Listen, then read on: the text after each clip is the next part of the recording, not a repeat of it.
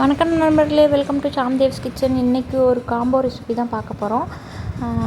Spinach chapati, mushroom pepper fry. அதுக்கு first நம்ம வந்து ஸ்பினாச் பாலக்கீரை அதை நம்ம நல்லா கட் பண்ணிவிட்டு கழுவி இந்த மாதிரி தண்ணியில் போட்டு ஓரளவுக்கு ரொம்ப வேக வேணாம், இந்த மாதிரி ஒரு அரைப்பதமாக எடுத்தால் போதும். கொஞ்சம் சீரகமும் உப்பு கொஞ்சம் சர்க்கரை சேர்த்துக்கலாம். சர்க்கரை எதுக்காகனா அப்போ தான் அந்த கலர் மாறாமல் இருக்கும். அதை எடுத்துகிட்டு நம்ம தனியாக வச்சிடலாம். இப்போ நம்ம மஷ்ரூம் பெப்பர் ஃப்ரை பண்ண போகிறோம். அதுக்கு கடாயில் எண்ணெய் சேர்த்துக்கலாம். நான் இது கூட குடமிளகாவும் ஆட் பண்ணியிருக்கேன். உங்களுக்கு குடமிளகா தேவையில்லைன்னா நீங்கள் அதை ஸ்கிப் பண்ணிவிட்டு வெறும் மஷ்ரூம் மட்டும் ஃபுல்லாக சேர்த்துக்கலாம். இப்போ நம்ம எண்ணெய் இந்தளவுக்கு சேர்த்துக்கலாம். எண்ணெய் நல்லா சூடாகட்டும். சூடானதும் ஒரு 3 பெரிய வெங்காயம் குட்டி குட்டியாக கட் பண்ணி சேர்த்துக்கலாம். நல்லா குட்டியாக கட் பண்ணணும், அப்போ தான் கிரேவிக்கு நல்லாயிருக்கும். ஏன்னா இது full and full onion tomato gravy தான், வேறு எதுவும் நம்ம சேர்த்த போகிறதில்ல. இப்போ நல்லா ஆனியன் போட்டுட்டு நல்லா இந்த பார்த்துக்கு பார்த்திங்கன்னா கோல்டன் ப்ரௌன் கலரில் நல்லா ஃப்ரை பண்ணிக்கலாம். இப்போ நம்ம ஜிஞ்சர் கார்லிக் பேஸ்ட் நம்ம ஆட் பண்ண போகிறோம். ஒரு 3-4 tablespoon ginger garlic paste add பண்ணிக்கலாம். இப்போ நல்லா ரெண்டையும் சேர்த்து மிக்ஸ் பண்ணிக்கலாம். ரெண்டும் நல்லா கொஞ்சம் வணங்கினதும் தக்காளி, ஒரு பெரிய தக்காளியாக இருந்தால் ஒரு தக்காளி சேர்த்துக்கலாம். குட்டி குட்டியாக அதையும் கட் பண்ணிக்கணும். இப்போ இந்த 3 இன்க்ரீடியண்ட்டும் நல்லா மிக்ஸ் ஆகிற அளவுக்கு நம்ம வணக்கிக்கலாம். ஏன்னா இதுதான் பேஸே அந்த கிரேவிக்கு.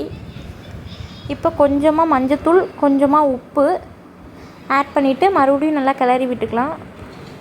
ஃப்ளேமை சிம்லேயே வச்சு நீங்கள் நல்லா கிளறி விட்டு வணக்கிடலாம். கொஞ்சமாக காஷ்மீரி மிளகாய் தூள், 1 டேபிள் ஸ்பூன் மஞ்சள் தூள், அப்புறம் மல்லித்தூள் சேர்த்துக்கலாம். நல்லா வணங்கட்டும். இப்போ பார்த்திங்கன்னா எண்ணெய் பிரிஞ்சிருக்கு மசாலிலேருந்து. இந்த டைமில் நம்ம மஷ்ரூமை நல்லா வாஷ் பண்ணிவிட்டு குட்டி குட்டியாக கட் பண்ணி வச்சுருக்கோம். குடமிளகாயும் கட் பண்ணி வச்சுருக்கோம், அதையும் நம்ம சேர்த்துக்கலாம். இப்போ எல்லாத்தையும் சேர்த்து நல்லா மிக்ஸ் பண்ணி விட்டுக்கலாம். நல்லா மிக்ஸ் ஆகட்டும். இப்போ நம்ம மிக்ஸி ஜாரில் 1 டேபிள் ஸ்பூன் அளவுக்கு மிளகு, 1 டேபிள் ஸ்பூன் அளவுக்கு சோம்பு, அதுதான் இந்த பெப்பர் மசாலாவோட பேஸு. அதை நம்ம நல்லா பவுட்ரு பண்ணி அரைச்சி சேர்த்துக்கலாம். மீன்வாயில் பார்த்திங்கன்னா இப்போ நம்ம சப்பாத்திக்கு மாவு பண்ண போகிறோம். சப்பாத்தி மாவு, உப்பு, நம்ம எடுத்து வச்சுருந்தோம் இல்லையா அந்த கீரையை மிக்ஸி ஜாரில் போட்டு நைஸாக பேஸ்ட் மாதிரி அரைச்சி இதில் சேர்த்து பிணைஞ்சிக்க போகிறோம். இப்போ இந்த ஒரு பேஸ்ட்டை வச்சே நம்ம மாவு பிணைஞ்சிக்கலாம்.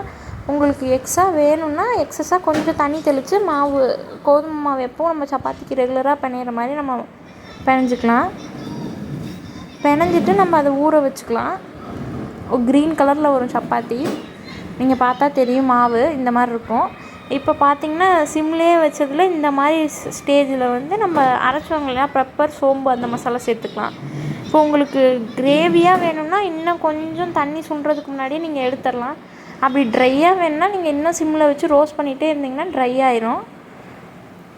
இதில் நம்ம தண்ணி சேர்த்தலை, ஆனால் காளானில் இருக்க தண்ணியே அதுவே வெந்துடும். தேவையான அளவு கொத்தமல்லி சேர்த்துட்டு நம்ம ஸ்டவ் ஆஃப் பண்ணிட்டா காளான் பெப்பர் ஃப்ரை ரெடி. இப்போ பார்த்திங்கன்னா சப்பாத்தி தேய்ச்சாச்சு, இந்த கலரில் தான் இருக்கும்.